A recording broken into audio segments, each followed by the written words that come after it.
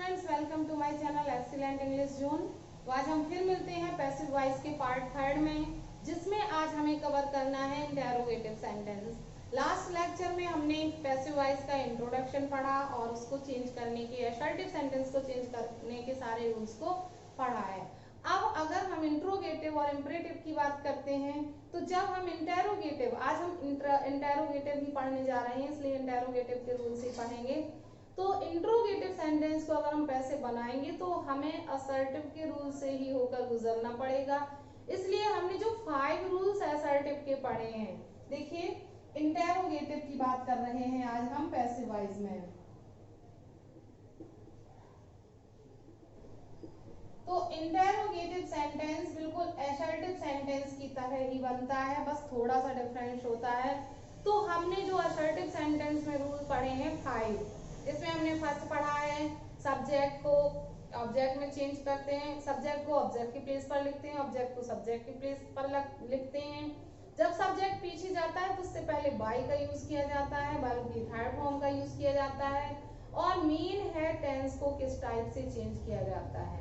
तो आपने पढ़ा प्रेजेंट इंडेफिनिट प्रेजेंट कॉन्टिन्यूअस में चेंज होता है, प्रेजेंट कॉन्टिन्यूअस में प्लस बीइंग कर देते हैं, प्रेजेंट परफेक्ट को प्रेजेंट परफेक्ट कॉन्टिन्यूअस में बदल देते हैं, और present perfect continuous tense no change होता है। इसी तरह से पास्ट और फ्यूचर भी हमने पढ़ा। तो टेंस के लिए आप और रूल्स के लिए आप उस वीडियो को देख सकते हो, पार्ट 2 को, अगर आपने ना देखा हो।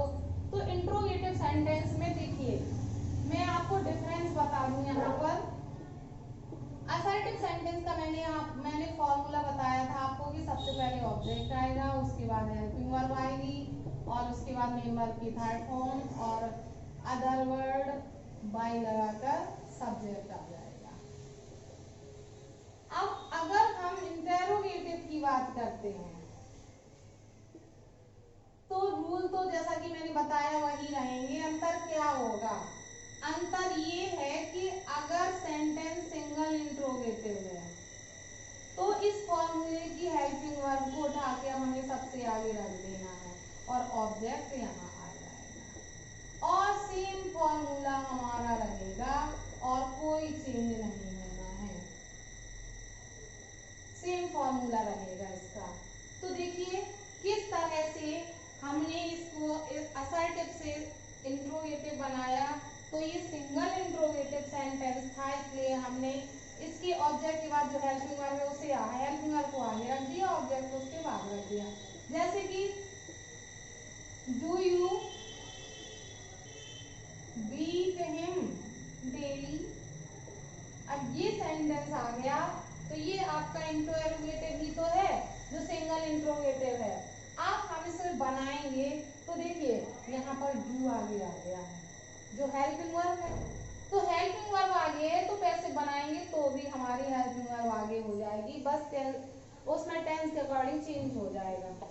Do does dead present indefinite की है तो प्रेजेंट कॉन्टिन्यूअस में बदल जाएगा, डू डज का इज़ हो जाता है। अब हम इसको इज करेंगे, आर करेंगे या एम करेंगे, ये पता चलेगा हमें ऑब्जेक्ट से। पहले हमें हेल्पिंग वर्ब लिखनी है, फिर ऑब्जेक्ट। तो पहले ऑब्जेक्ट ही देख लेते हैं, हिम यहाँ आएगा तो ही हो जाएगा, हिम आगे आएगा ही हो जाएगा। अब हम देखेंगे डू डज का इज़ होता है तो ही के साथ इज आ जाएगा।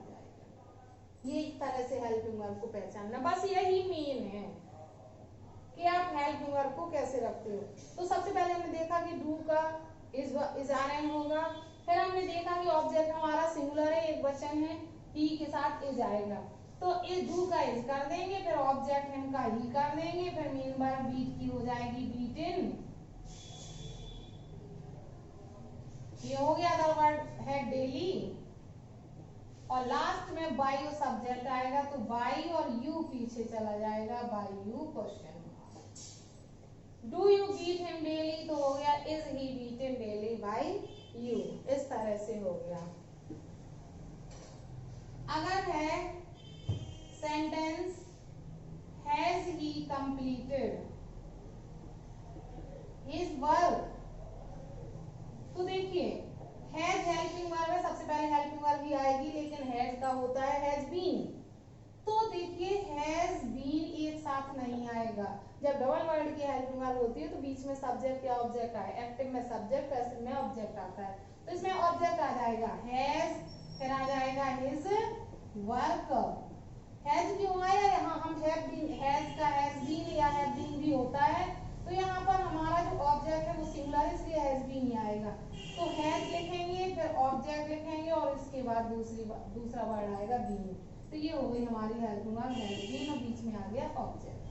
तो हेल्पिंग वर्ब हो गई, ऑब्जेक्ट हो गया, मेन वर्ब है कंप्लीटेड, तो यहाँ पर आ जाएगा कंप्लीटेड और लास्ट में हम भी को पीछे ले जाएंगे तो हो जाएगा बाय।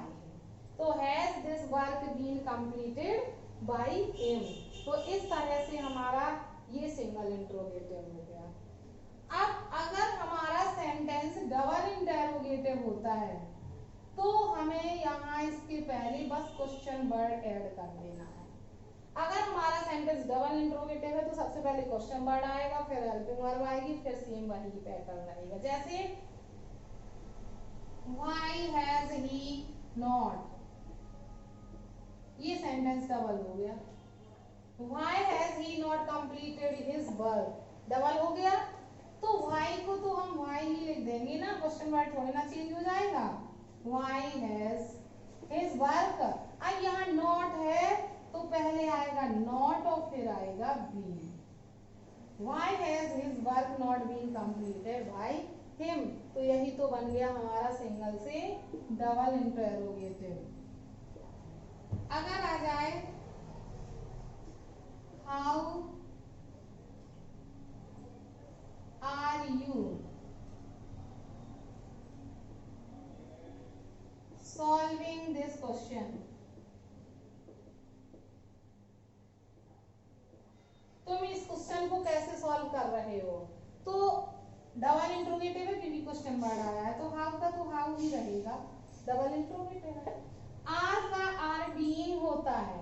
अब हम देखेंगे, क्योंकि हम जब भी हेल्पिंग वर्ब का यूज करेंगे तो ऑब्जेक्ट के सिंगुलर प्लूरल के अकॉर्डिंग करेंगे। अगर ऑब्जेक्ट हमारा एक वचन है तो एक वचन की सहायक क्रिया आएगी, बहुवचन है तो बहुवचन की सहायक क्रिया आएगी। तो दिस क्वेश्चन सिंगुलर है, सिंगुलर के अकॉर्डिंग आर बीइंग नहीं आएगा, इज बीइंग, तो इज लिख देंगे, फिर ऑब्जेक्ट आ जाएगा हमारा दिस क्वेश्चन और फिर यहाँ पर आ जाएगा बीइंग।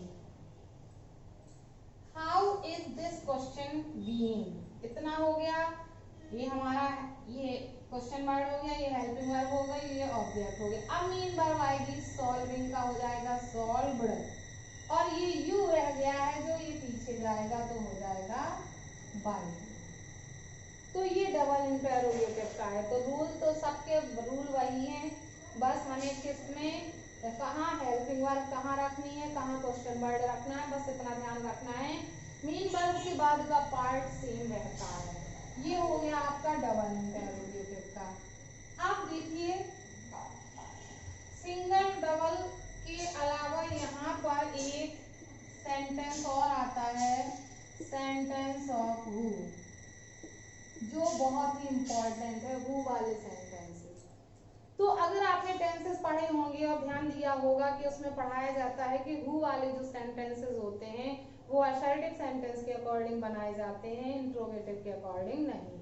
तो ये हु वाला इंटरोगेटिव प्लस असर्टिव दोनों रूल से मिलाकर बनता है। तो इसका फॉर्मूला बनता है बाय whom